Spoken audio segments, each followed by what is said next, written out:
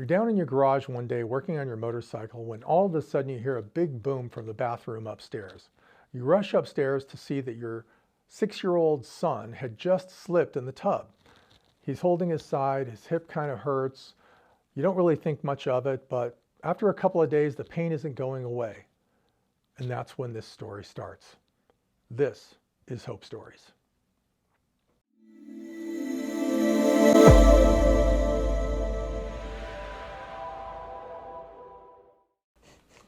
Welcome to Hope Stories. My name is Mitch Caloris. Today we have two special guests, Bucky and Galia Buckland. How are you today?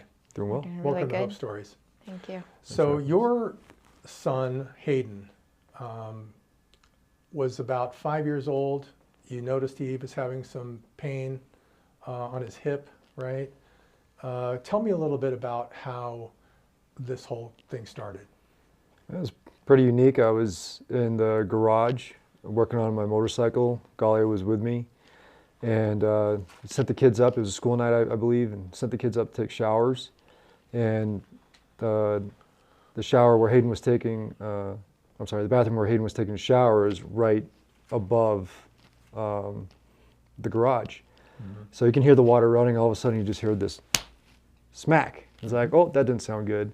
So we ran upstairs to check on him, and he was 6 at the time, and he was trying to, like, what happened? He was trying to tell us what happened, but he couldn't really get it out. And he goes, well, this leg went that way and this leg went that way. I was like, oh, you did the splits in the shower. Okay. Wow. So and that was it. My military upbringing, dad and me was like, you'll be all right, son, right? And a couple of days later, the pain continued and it lingered, and in fact, it got a little bit worse. So like, okay, let's take him in and get him checked out. And so went to the pediatrician. Pediatrician said, hey, we'll send you over to Steinberg to get some x-rays. And that was a wild day because I went to Steinberg, we got the x-rays, no one said anything to us in Steinberg, and we weren't even out of the front doors. And you called me, right? Yes, it was an MRI at the time. Oh, MRI, yeah. So the first x-ray that got done through the pediatrician, he didn't really see much on it, but he didn't like the fact that he was in so much pain for that week.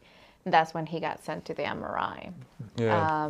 I was on my way to a doctor's appointment, and I got a phone call from the pediatrician saying, hey, this is, Hayden's doctor.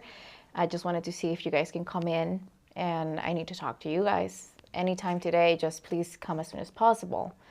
So I called Bucky and I said, hey, did you get a phone call from the pediatrician? He goes, no. I'm like, where are you? He goes, I'm at Steinberg. I'm checking out from getting the MRI. So you hadn't even left yet. They saw He something had not that even left. was very indicative of possibly cancer.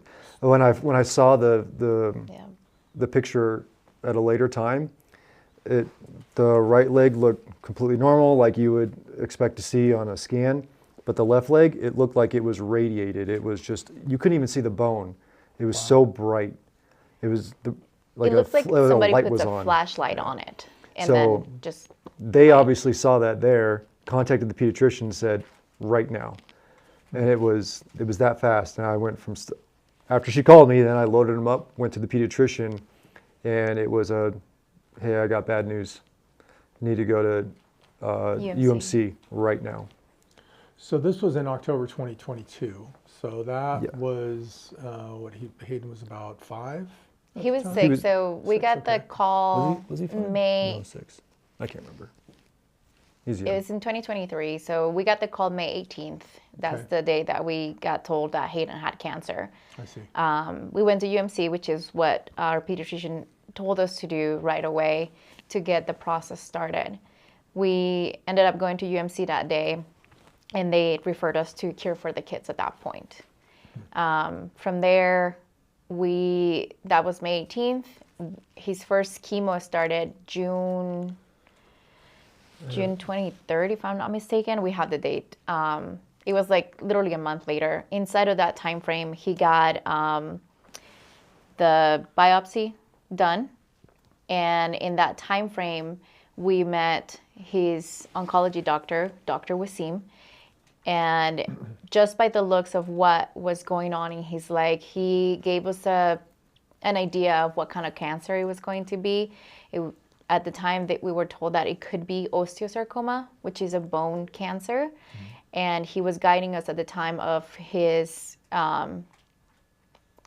So what he did is he provided 2 roadmaps. roadmaps. So going back to when we went to UMC, the care that they gave us that day was incredible. I had coworkers come meet there because they determined, okay, like more likely than not, this is exactly what we think it is.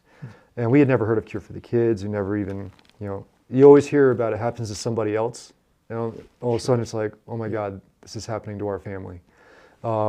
You feel like that for maybe less than 5 minutes, and it's like, okay, let's go. Like, time to go. We don't waste time. Sure. And that's something that was echoed from Cure for the Kids too. It was we're not playing around. We're going to move on this. So May 18th was the day we found out what we're possibly facing, and then June 16th was when they were running the chemo.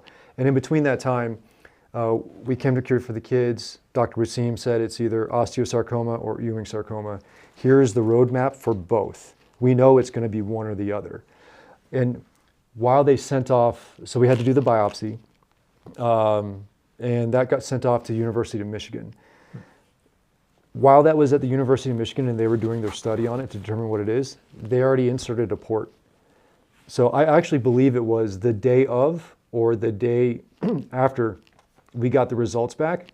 We already had the roadmap. We already knew what we were going to have to do. And they're like, okay, it's Ewing sarcoma. Get him into Summerlin Hospital. And they started running chemo immediately.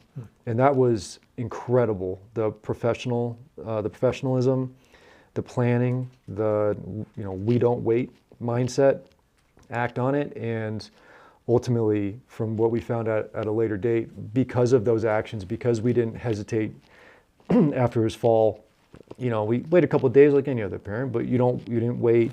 Pediatrician didn't wait. Cure for the Kids didn't wait. It ultimately saved his life because it was in the process of spreading to other parts of his body, most specifically his lungs. And the likelihood of survival is drastically reduced when it gets to that point. So before he had the accident, the slip and fall in the bathtub, did he have any other preceding symptoms? And that's an interesting question because in fact he did, and it was less than a year before he just started having, it was 8 months, before he started having some pain. Okay, and we so did this has been in 2022 then. Right. Correct. Yeah, and we went through this process. We went through the process, the same one. Took him to the pediatrician. Pediatrician said, hey, let's go get scans. X-rays, yeah. X-rays. And those showed nothing. Right. And that's what Dr. Wasim found was very interesting, is he was able to determine that this developed in less than 8 months in his leg. Wow. Because they were able to look back at those prior scans or x-rays and say, there's nothing here right now. So the rapid development of the was cancer.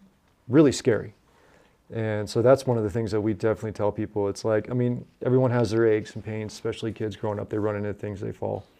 But if there's any kind of there's a trend or something that seems a little, anomalies, just get it. There wasn't much except for sometimes he would have pain. Another thing that we kind of later on put the pieces together on was that Hayden was the throwing up.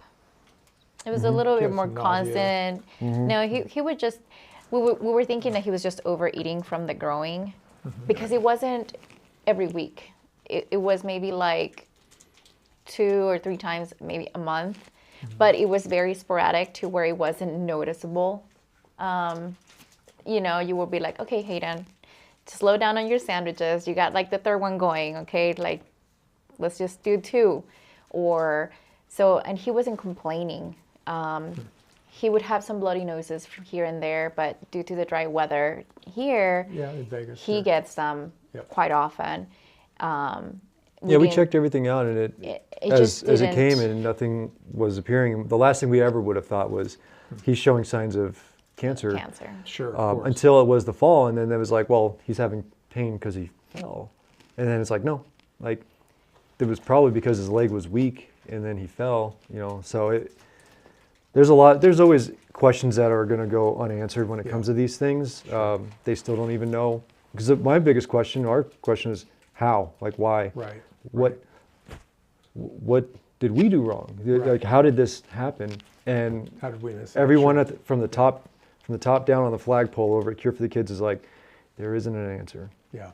And the case studies show more of how do we survive this as opposed to the why. But I mean, Dr. Wasim gave me like an ancient history on these things, and it's just because they've seen it before, and now luckily we have these case studies and they have these plans ready to go, and it's inspiring to see and watch and live through.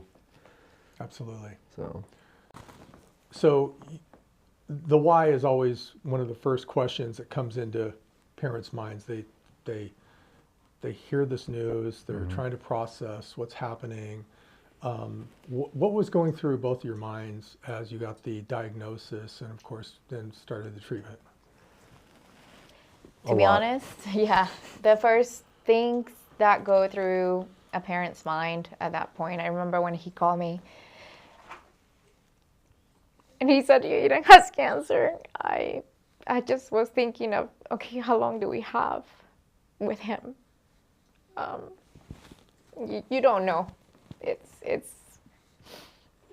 It's tough to process the idea, and then from there we started getting answers from Dr. Wasim of like how far the cancer is gone or where are we at, and I think that it's hard to hear everything the doctor is saying when all you're thinking is cancer in your head. I didn't process a lot of this stuff that Dr. Wasim was explaining to us, including the roadmaps and the different types of cancer that he could have. At the time, I remember being in the room and it was just mumbling. You hear just mumbling. You don't understand anything that they're saying. So it's a tough. I think that as we went on with treatment, then we started on, at least for my case, I started understanding a little bit more. I think Andrew was a little bit more perceptive of what the doctor was saying and how it was going to work out. For me, it took me a little bit longer to process, our little roadmap on how we were going to deal with it, just because I couldn't understand much things. That you kind of block yourself from it, and everything's so foreign medically that it takes a minute to understand the process.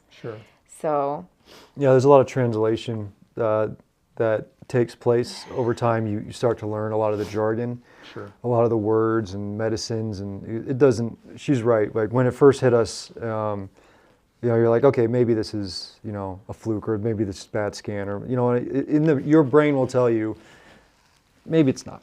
And so, like I said before, it always happens to somebody else. You see it on TV and commercials, you hear stories, even like friends of yours, they go through things, but when all of a sudden you realize this is happening to us, this is happening to Hayden.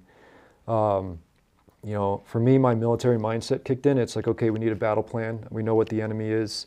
How do we, adapt and overcome and defeat this enemy? So for me, because of my background with that, it was easy for me to switch gears and to focus on how do we keep Hayden alive?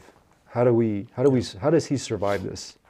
And then the first person I had called was my mom, because she works in Daytona Beach, Florida, radiation oncology for different types of cancers. So she already knows a lot of the lingo and the verbiage.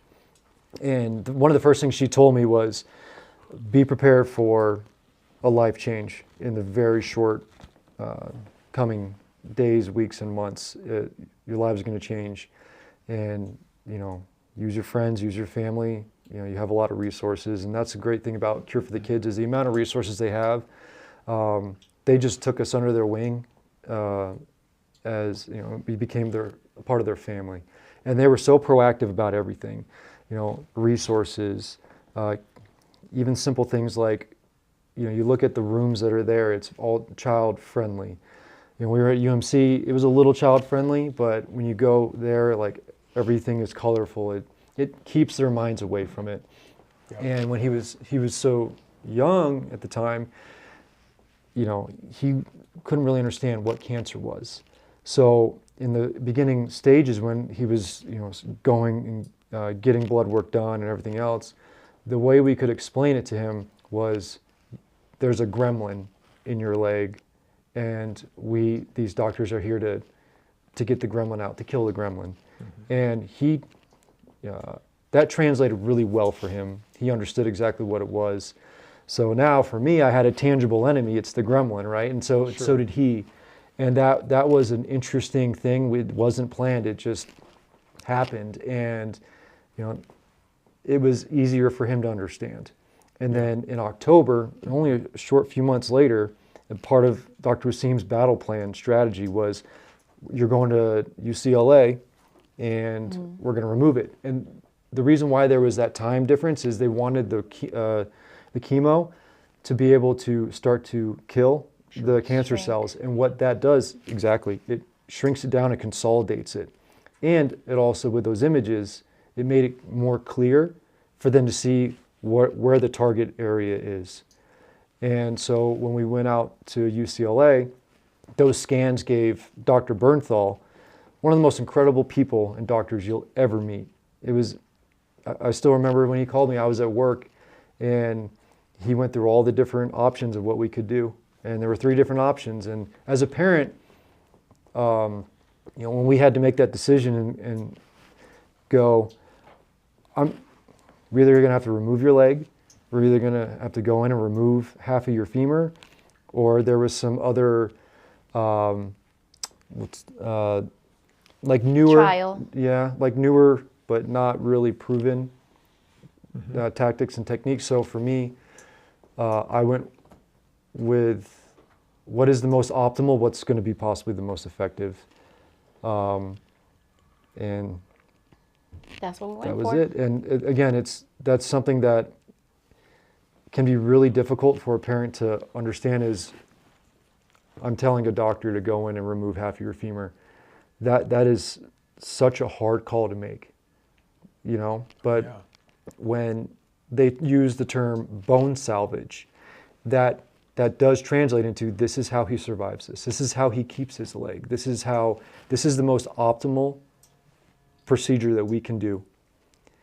And you have to have a long talk as a family. All of us together have to have a long talk and understand the reality of these things. And it's easier to talk about it now, but at the time, it was untreaded waters. Never been in those rough seas are pretty violent, pretty hard. Let's talk about that, because I want to back up just a little bit. You get this news, and people don't realize when you have a child, you receive a diagnosis like this, how it completely turns your world upside down. Can you talk a little bit about, how day-to-day life changed for you guys? Because I got to imagine, schedules and school and, everything. She's pretty well versed in this, but we didn't see each other for the better half of a year.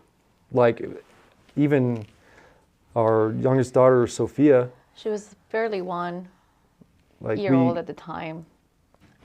We had to switch our schedules. We still had to work. He had to work still.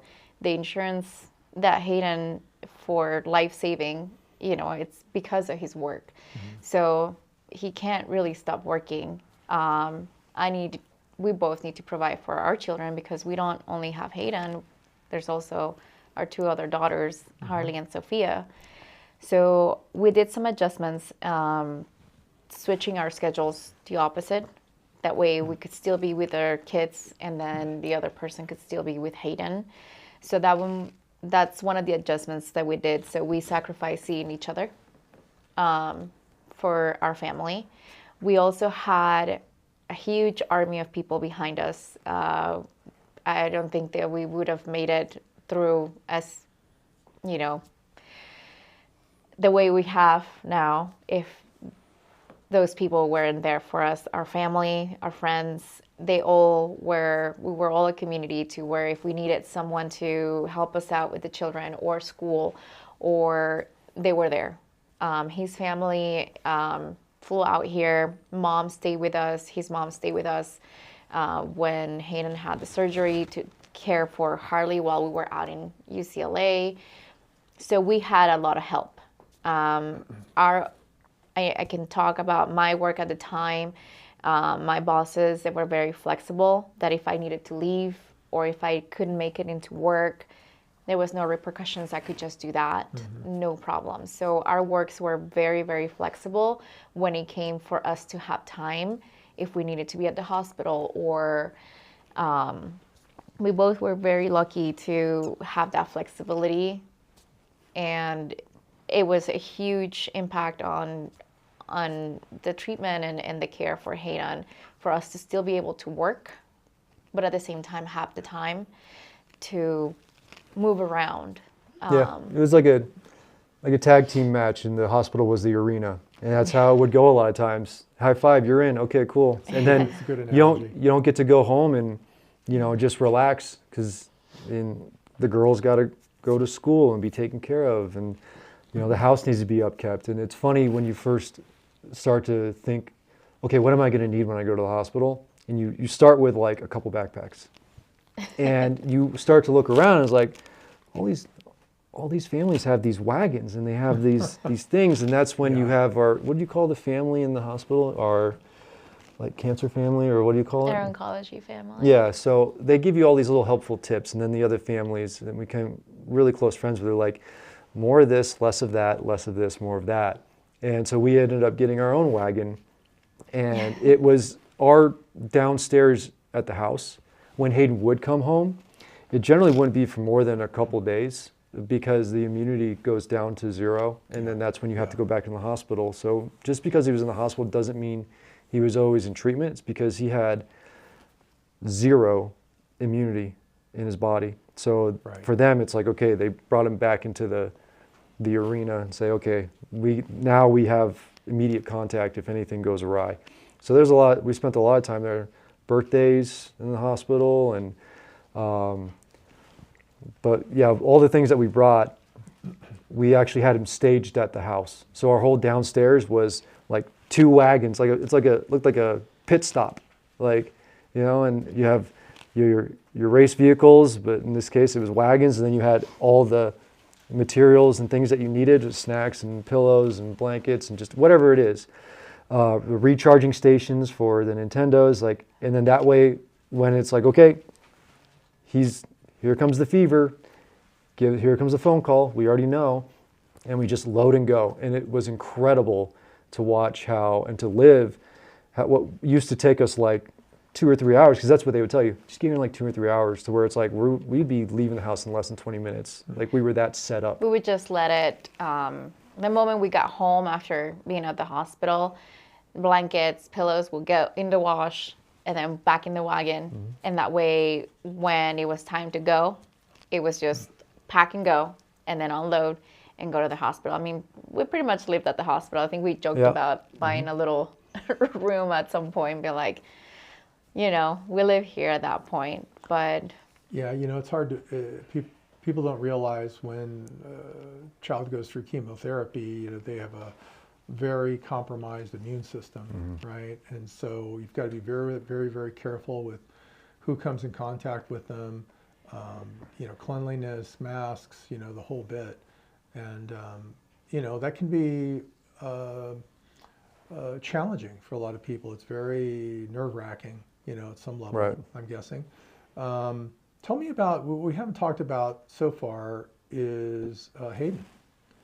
So when he underwent this treatment, how was he taking this? How was he doing? At first he was scared and nervous, as were all of us.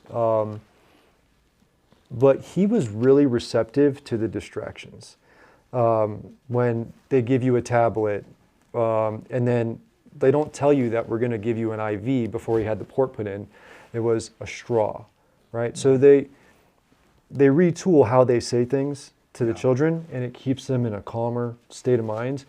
And lidocaine I'm buying stock in lidocaine because that helps him so much more as well. Because it's like, okay, if it's not painful, then it's less scary, right? And especially with the port.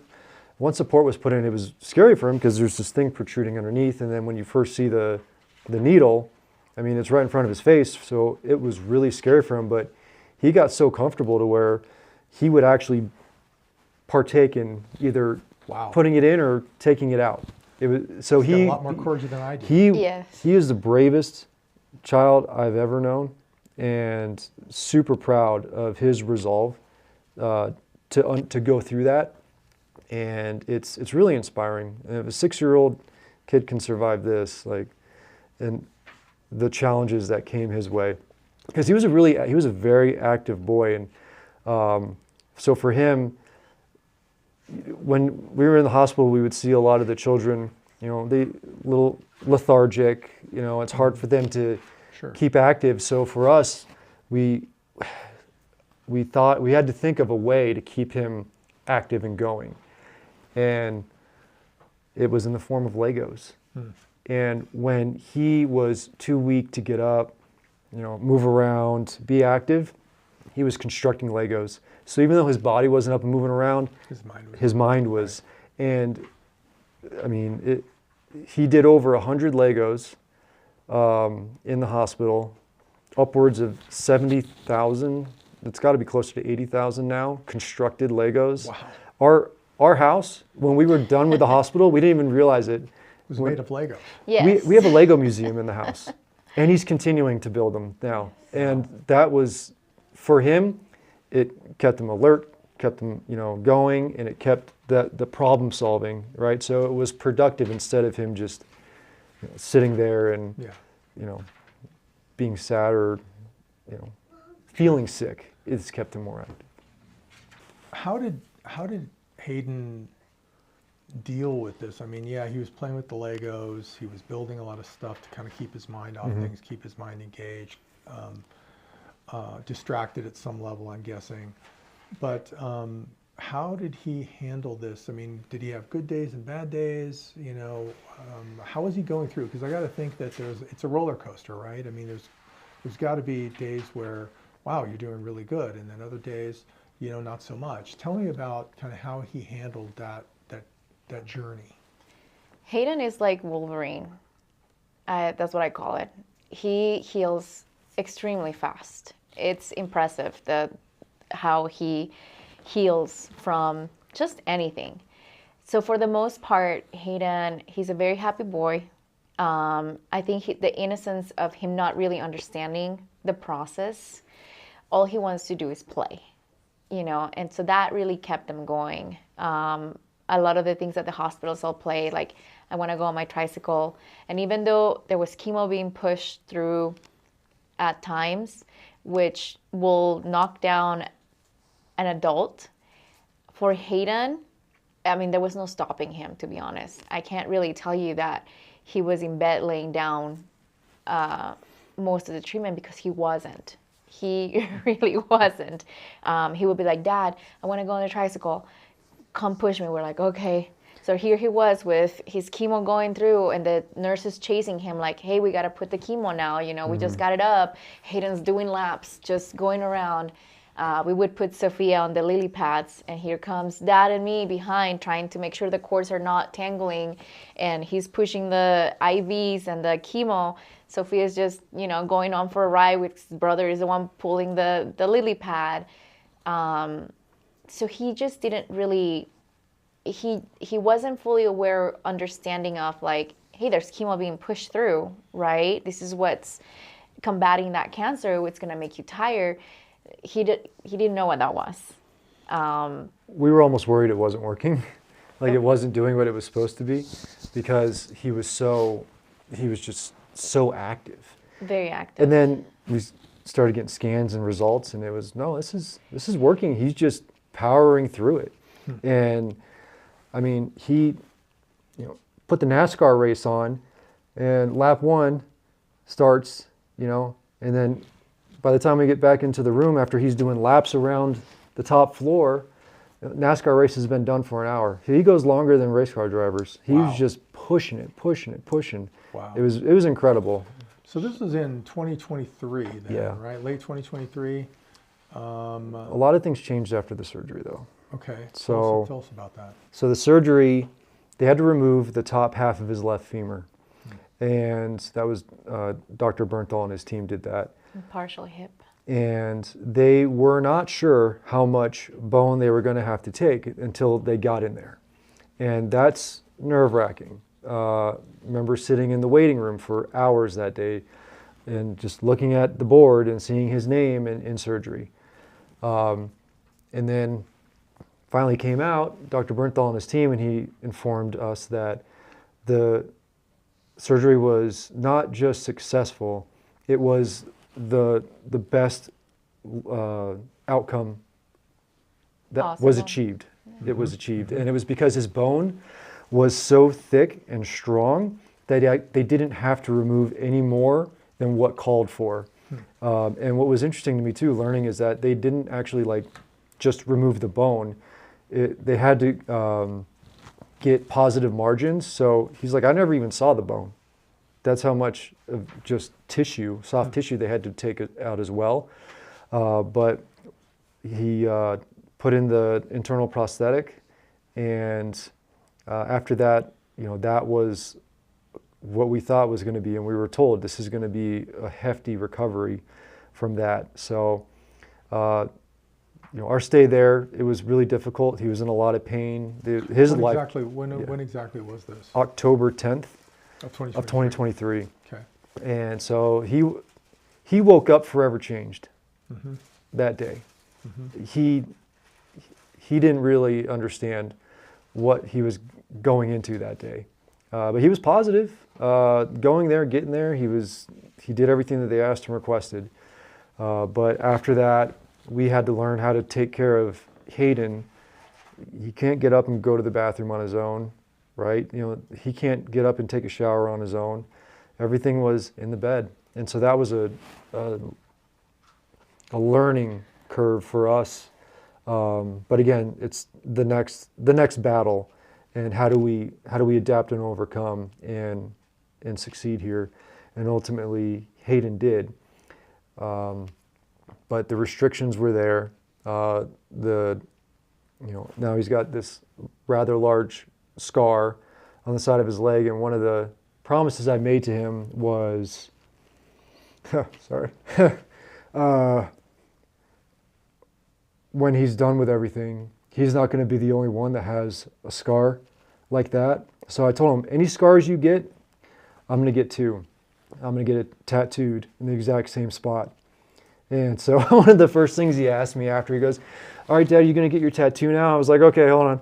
And I was like, I can't do it right now, But I remember looking at him, okay, for him, the scar on the side of his leg is this long. That's a lot more real estate for me to have to replicate. It is. So, but we did it. And one of my best friends, Derek, out back east, he did a tattoo on my leg, and I'll send you a picture of it. And he made it Spider-Man themed, but it's the same. If you looked at him, you saw, okay, the scar goes from here to there on him. It goes from there to there on my side. And Well, and for people can't tell sitting in a chair here, but you're a very tall person, right? How tall are you? 6'5". Yeah. So, but it was, so it's a lot of color. And Hayden said to me, oh, I want to upgrade mine, to that. So I was like, in time.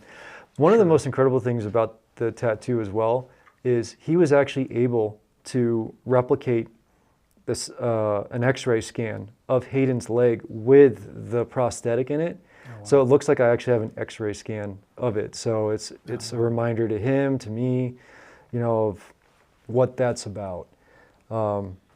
And then we'll do the port one with another superhero. So eventually. how did he do after post surgery? Again, that was the challenge. Was you could tell that the gears, he wanted to get going, he wanted to get moving, but that was the most frustrating thing for him. Was he was extremely limited at that point. He had devices attached to him to make sure that the ball stayed in the hip correctly. When he would be in bed, he had to wear a boot to make sure that his leg didn't go side to side. Sure. And that was extreme. That was probably the hardest hurdle, was the discipline of him maintaining that. It was more than a boot. It was a whole device because he did get partial hip replacement as well. So it was metal, and he would have to sleep with it.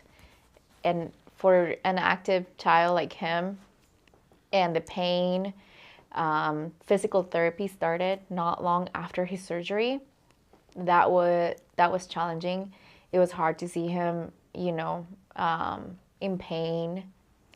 And Did that physical therapy occur here for the kids, or where Yes. both. Yeah. It happened at the hospital in UCLA right after surgery. They had their own Yep. physical therapist help them manage, hey, how you're going to go to the bathroom. This is how you're going to do it. We're going to start taking little steps here and there. We ended up getting a walkers for Hayden. The So device, he was wheelchair bound for quite a while. the wheelchair. But he would always find, he was very independent mindset, and you wouldn't see it, but you would hear something. And we actually moved his room at home from upstairs to downstairs. So we moved his bed, everything was downstairs, is all localized for him. And he was wheelchair bound, and he figured out, okay, how do I not stay in this chair? And he would find ways to get out of it and move around. At the hospital, his favorite thing to do would be to get up and start putting weight on it and holding onto the handrails. He was out of the wheelchair lightning fast. It was incredible to watch. And that you could see when he wasn't being able to perform like he was before, the frustration in his face, his mannerisms. So he was very determined. Very. Extremely. We didn't have to worry too much about, we have to make 20 physical therapy sessions, because he would go to one, and then the 20 days in between, he was doing physical therapy on his own. And he was in the walker extremely fast, to the point where he was jogging with the walker. Yes, we had to slow him down. He got way too comfortable very, very fast on that walker. How did it go with, I'm just curious, how did it go with school during this time? I was impressed with CCSD because they assigned him a teacher. So Because he's like a first grader, right, at this point? First, Yes, second grade, it's yeah. first grade. Yeah. So we were good friends with the principal and the staff there, the teachers, and they were like, "Oh, it's going to be, what was it In called? homebound? Homebound. Homebound. Protocol." So he gets assigned a teacher, and that teacher would come 3 days a week, whether it's in the hospital or at home, wherever Hayden is. That's where the teacher would come, and that was something that was really helpful as well. Was him not getting left too far behind. People don't realize that for kids going through something like this, where, school can kind of slip away, not on purpose. It's just, this, what's happening is happening, and obviously is a priority. But, it's really great to have it when the school understands and is working with you to get through it, for sure. Yes. Hayden didn't see a day in school. He didn't go at all that first year. It was all the homebound teachers coming into our home or at the hospital. They do fall behind. I mean, 2 hours, 3 times a week or 2 times a week, it's really not enough to the exposure that they get in school, as well as the social exposure that they get in school and the discipline that they have. So those are challenges that do come after everything is done. It's going back to normalcy, trying to get back, which I'm sure we'll probably talk about it in a little bit. But it does help quite a bit, but at the same time, they do fall behind through it. Hayden is a fast learner. He's a very active kid. We have to slow him down. There's no slowing him down. You asked the question about how did he went through with treatment. We knew that he was about to have his immunity hit and that fevers that would come. I remember one of the things that Dr. Wasim told us at the beginning was that if he gets a fever after treatment, we have the 2 hours to get to the hospital, or else he can go into a septic shock, you know, and that's pretty much fatal. That was really a big deal for us because we're like, Constantly monitoring. right, Yeah. like Make sure, when do yeah. we sleep at that point, or how do we manage life in general? We have jobs, we have, Sure. and now I have to monitor my child every 2 hours.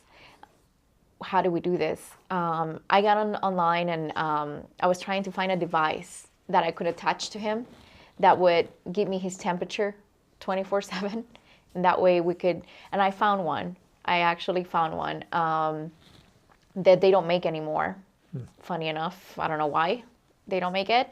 It's a magnificent piece of equipment Yeah. because that has saved us so much life quality for Sure. us. Sure. I remember buying three of them. I ended up giving one to the Otterberries as well because they were going through a similar situation than we were, and they weren't getting any sleep because of that, you know, fear of your child going into a septic shock. So we would know because the thermometer that we had attached to Hayden would alert us as soon as he hit 100.5. So whether he was in his room, us downstairs, it's like a little screen. It would tell us, and also his activeness. He wasn't as active. You would see him like just kind of like on the couch, and I'm like, "Are you okay?" And he's like, "Yeah, I'm okay." I'm like, "Yeah, that's not Hayden." Yeah. You know, you knew. So we knew that his levels were going down at that point when he wasn't as active. That was a big telltale. You know, you mentioned his treatment started in October 2023. I'm reminded of Cure for the Kids did a Christmas project in August of 2023 that came out in late October, I think November 1st of that year. A music video, and Hayden was in it, right? He was. He was, but this was in late August before he started his treatment. I mean, you wouldn't have by looking at him, you wouldn't have known that he was having any difficulty. But it was really, really neat to see him there and be one of the many kids that was featured in this music video. How did he enjoy that? Well, he kept on me, Dad, don't forget. Dad, don't forget. I know. He still remembers it because he still wears the shirt He still wears the during summertime. I was like, this might be one of the last times you wear this, buddy. It's going to turn into like a 70s retro belly shirt, like it just. Yes. He loves it, but he loves watching the video. That's great. Just all the care, and again, like I think you're in it as well. Oh yeah, I didn't even know. I was like, are we supposed to be? They're like, yeah, get over there and sing along. I was like, okay. So it was fun. It was good. I don't whether I was supposed to be in the video or not, but it was cool just being a part of it, watching him sing, and he was just so happy, and the vibes, the environment was so positive, and real quick, the thermometer, that would be a great piece of technology to fully develop, because it really brings a lot of peace of mind. And you wake up at any time in the middle of the night and just go boop, and it tells you what the temperature is. Well, especially to be able to have alert levels when the temperature. Yeah, you can set them, Yeah. so you can see it oncoming. It will Yeah. tell So you. as soon as it hits a certain mark, It starts beeping and it starts flashing red, and you're like, okay, time to go. I would literally carry the thermometer. We were at Savannah's birthday party, and Hayden did not want to miss it. And I knew at the time we had just gotten out of treatment, and I could tell Hayden was like going down, and I'm like, oh, here comes the fever. Like, I know it. And Hayden's like, Mom, I can't miss the party. And I'm like, Hayden, there's a lot of people there. Your immune system is really low. Yeah. He like begged me to go. So we went. He had a mask on. We got there. He was able to get half of his face painted as Spider-Man. And after that, thermometer goes off. Wow. I already had everything loaded in the van. Tiara was like, leave Harley and Sophia with me. Go ahead and go with Hayden. I'll take care of the kids. And so Tiara Artberry was previously a guest on Hope Stories. And so Savannah, her daughter, who was going through her own journey at the time, and Hayden became friends. They met each other at the hospital, right? Yes. Talk about that a little bit. I kind of met Tiara a little bit before her treatment with Savannah. through mutual friends. We kind of didn't know each other at the time. We just kind of, I guess, in passing. And I was following their story when Savannah was diagnosed. Then we get diagnosed. And at the hospital, I came up to Tierra and was like, hi, I'm so-and-so. I think we kind of know each other. She kind of was busy at the time, but after that, we kind of became inseparable. And then Hayden and Savannah became inseparable. Right. I mean, It was a party in the room. it was a All the party time. in the room. Playing video games. They're Even in quarantine times where they would tell us that we couldn't get past their room, like it was by the door. Right. So we would put a table, and Savannah and Hayden will be On either playing. side of it? Yes, I mean that was but they were still there. They would not leave each other's sight. It was a constant, like, I want this for Savannah, I want this for Hayden, I want to go see. They were in each other's rooms, playing at all times. If they were sick or there was quarantine, there was no stopping them. Yeah, that's essentially. Great. That's great. And now they spend a lot of time together. We do spend a lot of time together with the Otterberry. So at the 5K race, there's a picture of Hayden and Savannah holding hands together with their capes. with their And red survivor their capes. survivor on. capes. It's a good picture. It's a good picture until they found out that we were taking a picture of it, and then they got all shy. But Of course. they're inseparable, and it's common. It's something in common that they both share, that go to school and you're not probably going to find another child that went through something similar like that. So for them, they have that link, forever. They both went through that relatively similar experience. Right. And it's funny you're talking about the Halloween. I was growing, before this started, we were growing Hayden's hair out because he wanted to be Thor for Halloween. And I still remember Dr. Wasim like putting his hands through his hair. He's like, oh, this is such beautiful hair, but we knew it was going to go away. Sure. Well, Hayden and his positivity, and he adapted and overcame, and so he's like, you know what, I'm going to be Dr. Eggman for Halloween. And so we transformed because he was in a wheelchair during Halloween at that point, so we turned it into like a little drone Spaceship robot thing, and he had a bald head. We put a big mustache on him, and all of a sudden, That's great. yeah. So he's so malleable and strong-willed when it comes to those things. That was pretty inspiring. And when we were talking about his propensity to always be first at something or to win. For him, it's the truest form of Ricky Bobby. For Hayden, if you ain't first, you're last. Like hey, did you finish your homework? Yeah, I did it in 2 minutes. Like, no, I don't care about how fast you did it. Did you look at it? And for him, like, that's the thing, is like, how do I get up and achieve this next goal? So he's a million miles a minute and always trying to find a way to win. That from? I don't know. So when he was diagnosed, that's at the time of this taping, this is about the 3-year mark, right? I mean, we're about 3 years ago at this time, right? No, so it happened really fast. October 22, right? 2023, Yeah, was 23. that was 23, October yeah. 23 is when he got the surgery. May is when we got the notice. October he gets the surgery, and then he rings his no more chemo bell.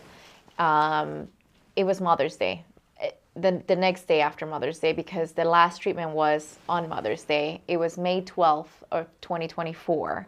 That's his last chemo treatment at the hospital. Yeah, and the 13th of May is And when the he rang the bell. 13th is There when wasn't he enough rang the tissues bell. on that floor. It was crazy. So Metro's SWAT team came, Batman, other Star Wars Collective and Critical Care Comics characters came, friends and family. Like it, you'll never find a harder challenge or task than reading those few sentences. Getting through it was, I mean, you watch other people do it, it's like, it's powerful. It's more than just words, and it's, again, the bell is, you coincide that with that achievement level. Hayden's like, when do I get to ring the bell? When do I ring the bell? Because for him, that's a checkered flag. Right. And so that was really cool, just to be in tow with all the support from not just the people that are there, but from the city, and you know, we had a fire department show up as well. So like that was an incredible thing to watch and to experience. Well, he's an inspirational kid. There's no doubt about it. As we wrap up, tell me what your advice would be for families who get this kind of news and, are looking for answers on how to process it, how to deal with it. What advice would you give? I think every family is going to have different challenges. There is not one right answer for every single one, just because, just as we were lucky to now say Hayden's cancer-free for a year, many other families have to face a lot longer treatments than we have. The support system as well that we have had, I think that if families can get a big support system to not face this alone, it's a huge deal in overcoming challenges. We're going to have challenges. I think that once you get the diagnosis that your child has cancer, even ringing the bell at the end, we just rang his bell at Cure for the Kids recently, which is a milestone of, hey, he's cancer-free. There's other challenges that we have to face because of his cancer. They remove half of his femur and partial hip replacements. We have the leg's not going to grow the same as the other. We still got surgeries coming up. We still have challenges. Our child is not going to be able to play maybe sports the way he wants. So it doesn't end there. And the support system it's huge to overcoming or making this stage of life now, this new life that we have. I mean, I don't know how to explain it, but because it changed forever. Our lives changed forever. Our normalcy now, it's, faced with more challenges to come. It didn't end there. But thanks to our doctors, thanks to our support system, our families, our friends, even our jobs, and people that look up to how Hayden is overcoming, every single challenge and is there for us. That really helps. I would tell every single person that goes, what do we do? Embrace the process. It's going to be foreign, it's going to be new, it's going to be terrifying, but they have such a structured process. You just have to embrace it, and you need to keep one foot moving forward. You think when you're looking at the battle plan for the chemo and the treatments, it looks long and arduous, and it is. But when we're ringing the bell, it's like, did we just do that? Like all of that? And you got to take the wins when you can get the wins. And you're probably not going to win them all. You're not going to win them all, in fact. But embrace the wins and just be ready for the next battle because they're going to be coming. But, these kids are resilient. They really are. You talk to the nurses all the time. They go, you go to a different floor with, adults going through this, and it's just misery there. And you go with the kids, and they're up, they're at it, and they're moving forward. And set goals. Set goals. You can, and that brings it back to center, and it shortens what you're looking at. Simple goals like when we did the run, the 5K run, Candlelighters. Hayden, just to be involved in it. So we put him in the wagon, and he went start and finished it, right? And there's Savannah and Hayden in the wagon, and then I told him, okay, new goal this year. You're going to start the race, and you're going to end the race on your feet. In between, we'll work it out. And that's a challenge. It challenged him, and that's what you kind of need to do too. Is you need to challenge not only yourself but the little ones as well, because they'll try to meet it, and they'll try and achieve more. And Hayden did. I think Hayden was off of his feet for maybe 5 minutes of that 5K, to where Dr. Wasim was like, Hayden, I want you to get in that wagon. Yeah. Let Dad tote you around a little bit. So yeah, achieve goals, embrace the process. They'll help. They have everything here for you to see you succeed. And that's Accept it. the help. Yeah, accept it and listen. it'll make sense in time. Yeah. It's not going to make sense at the beginning. Keep moving forward. Yep. It's a big one. Just keep It's moving great forward. advice. Thank you so much. Thanks for being here today for this edition of Hope Stories. Really appreciate it. Absolutely. God bless you and Hayden. Thanks for Thank having you us. for having us. Very proud. That's it for this edition of Hope Stories. Please like, subscribe, click the notification bell, and remember, hope lives here.